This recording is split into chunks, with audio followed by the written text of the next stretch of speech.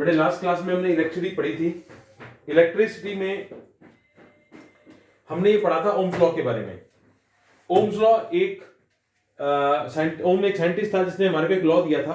उसने ये बताया था कि वोल्टेज जो होती है वो डायरेक्टली प्रोपोर्शनल होती है करंट के। Voltage is directly proportional to current. जैसे जैसे वोल्टेज चेंज होती है करंट भी चेंज होता है, लेकिन उस पे एक फैक्टर होता है जो अफेक्ट करता है। वो फैक्टर क्या होता है? रेजिस्टेंस। रेजिस्टेंस के बारे में मैंने आपको बताया था। रेजिस्टेंस होती है रुकावट। रुकावट जब भी कभी किसी कंडक्टर में इलेक्ट्रॉन्स फ्लो करते हैं तो वो इलेक्ट्रॉन्स एटम्स के अट्रैक्शन के कारण उनको अपोज होता है फ्लो का, वो टकराते हैं आपस में, जिसकी वजह से फ्रिक्शन पैदा होती है। उस फ्रिक्शन का जो नाम है बेटा वो है हमारा रेजिस्टेंस। अब हम एक एक्टिविटी पढ़ेंगे, दो एक्टिविटी हैं जो रेजिस्टेंस से रिलेटेड है, आज उनको पढ़ेंगे। थोड़ा सा मैंने वैसे पहले लास्ट जो पहले चैप्टर कराया था तब भी मैंने आपको ये बताया था रेजिस्टेंस के बारे में। हम एक काम करते हैं, ये एक्टिविटी है, दो एक्टिविटीज हैं, इकट्ठी समझा रहा हूं मैं आपको। एक सर्किट बना लिया जिसमें हमने एक एमीटर ले लिया, एक वायर ले ली एक्स और वाई, गैप है ये एक्स और वाई, इसको बैटरी से जोड़ दिया, स्विच लगा दिया, ठीक है। तो ये हमने सर्किट को कंप्लीट कर दिया है। अब क्या करते हैं, देखो बेटे ये एक्स वाई जो वायर है, इस एक्स वाई गैप में, ये एक्स वाई एक गैप है, एक्स वाई एक गैप है।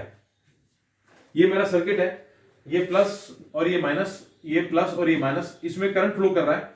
जैसे स्विच ऑन करेंगे करंट फ्लो करेगा इस गैप में। ये एक्स वाई एक गैप है, इस गैप में बेटा आप क्या करेंगे, पहले एक नाइक्रोम वायर लेते हैं,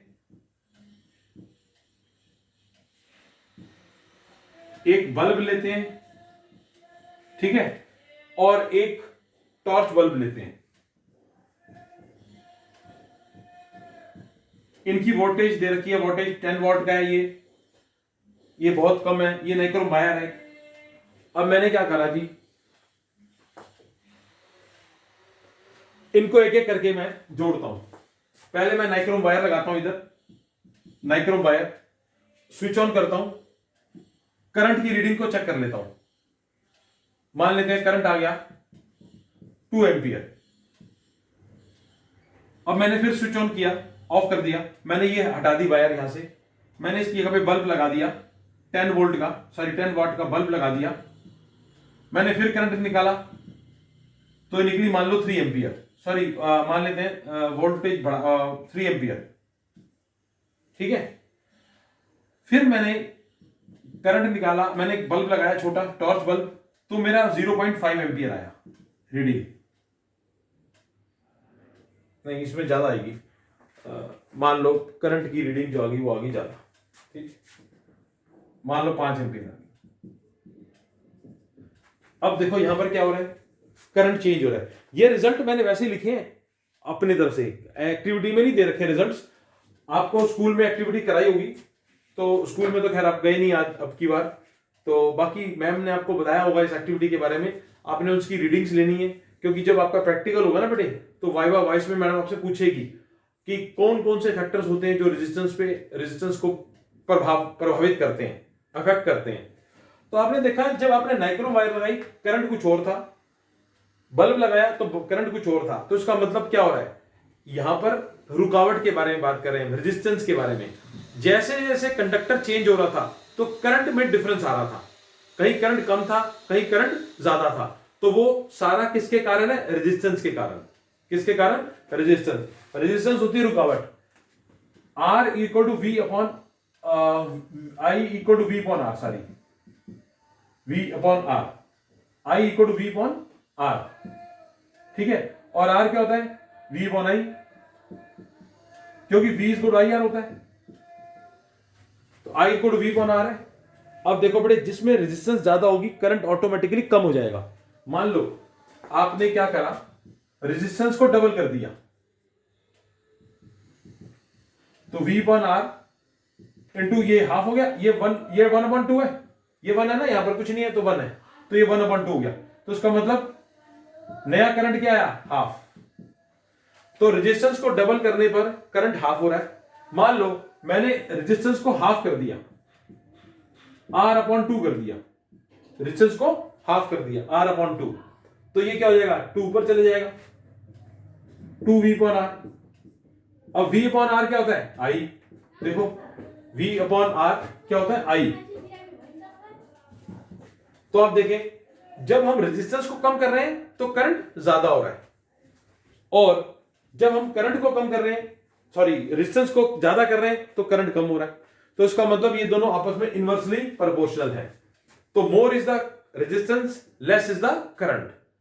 more is the resistance, less is the current. तो ये फैक्टर आपको पता चला बेटे, रेजिस्टेंस किस तरीके से करंट को अफेक्ट करती है। आपको ये अगर एक्टिविटी आ गई, तो अगर आपको लिखना आ गया प्रूफ करना, तो आप इस एक्टिविटी को लिखोगे। ये एक्टिविटी है 12.2, इसको रीड कर लेना बेटा। देखो ये एक्टिविटी दे रखी है और इसके रिजल्ट भी दे रखे हैं नीचे, जो मैंने आपको एक्सप्लेन किए हैं। उसके बाद बेटे हमारी अगली एक्टिविटी है फैक्टर्स ऑफ रेजिस्टेंस। इसमें क्या करना है, आपको एक सर्किट लेना है ऐसे ही,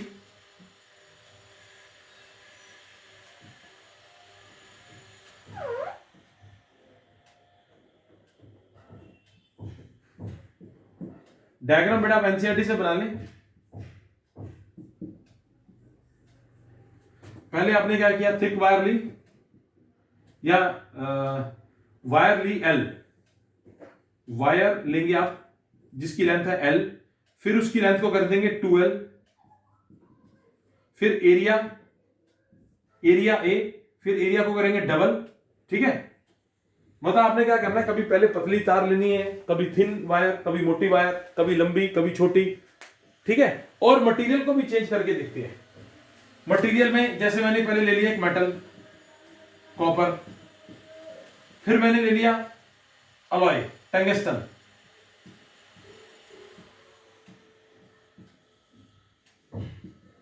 टंगस्टन ले लिया, या नाइक्रोम वायर ले ली।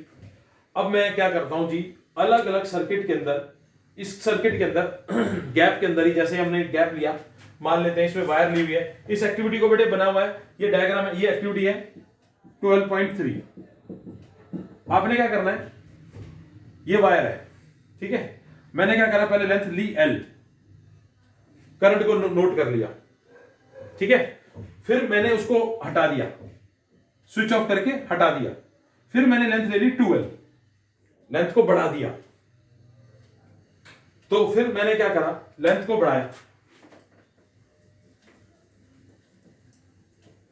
देखो बेटे मैंने अलग अलग लेंथ लिए, पहले लेंथ ली L, तो करंट मान लेते आ गया 2 एम्पियर, मान लेते हैं ये लेंथ है।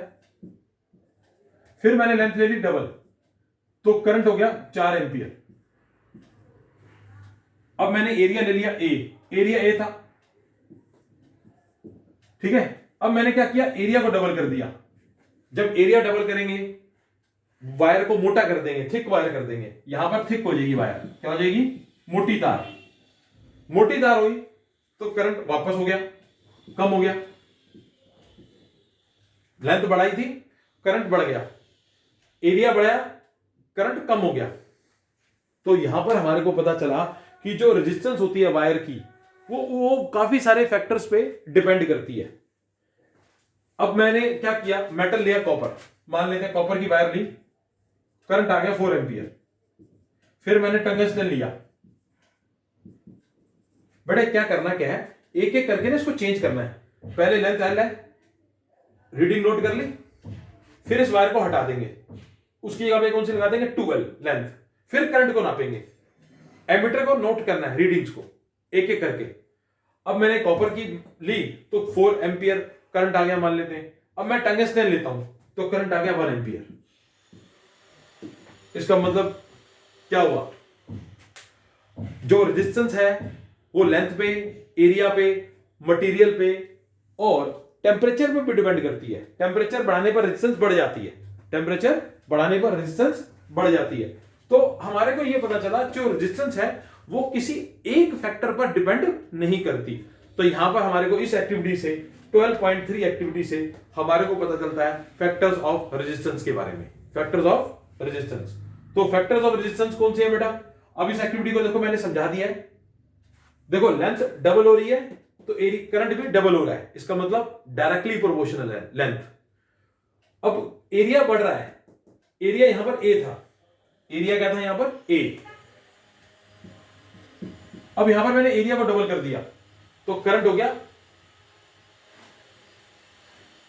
सॉरी, एरिया ज्यादा करेंगे तो रेजिस्टेंस कम होगी, एरिया ज्यादा करेंगे रेजिस्टेंस कम होगी तो करंट और ज्यादा हो जाएगा।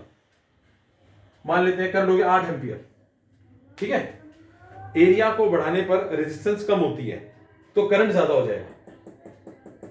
मोर एरिया लेस रेजिस्टेंस मोर करंट, ठीक है। अब मैं इसको लिख के दे रहा हूं आपको, समझ में आया जी? अब कॉपर वायर है, उसकी रेजिस्टेंस कम है तो करंट ज्यादा होगा। टंगस्टन रेजिस्टेंस ज्यादा होती है तो करंट कम हो जाएगा। तो ये फैक्टर्स हैं रेजिस्टेंस के।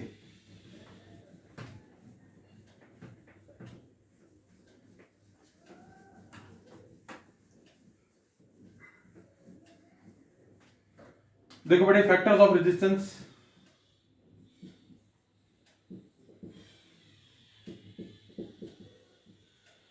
पहला resistance is directly proportional to length, second inversely proportional to area. इन दोनों को कंबाइन कर देंगे तो length upon A, L upon A, ठीक है। तो इस प्रोपोर्शनलिटी के साइन को हटाएंगे तो यहां पर आएगा rho, L upon A, this is rho, constant of proportionality.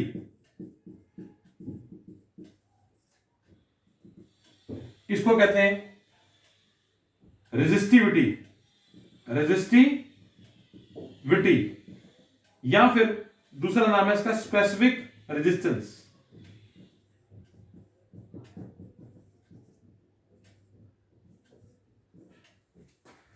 देखो बेटे अभी जो वीडियो मैं रिवीजन करा रहा हूं, प्लीज आप लोग सारे रिवीजन अटेंड करें, ये बहुत जरूरी है, ठीक है। तो यहां पर हमने देखा बेटा, अब फैक्टर्स देखो बेटे, एक बात मेरी सुन लेना, लेंथ बढ़ेगी, लेंथ इंक्रीज होगी, increase in length, increase in resistance, ठीक है।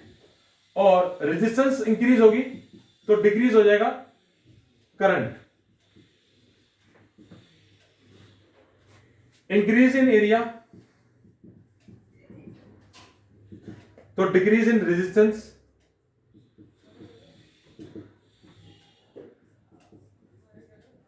डिक्रीज करेगी, और मोर करंट,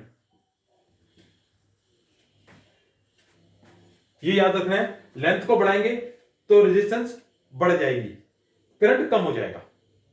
एरिया बढ़ाएंगे रेजिस्टेंस कम हो जाएगी, डीईसी मतलब डिक्रीज, और मोर करंट,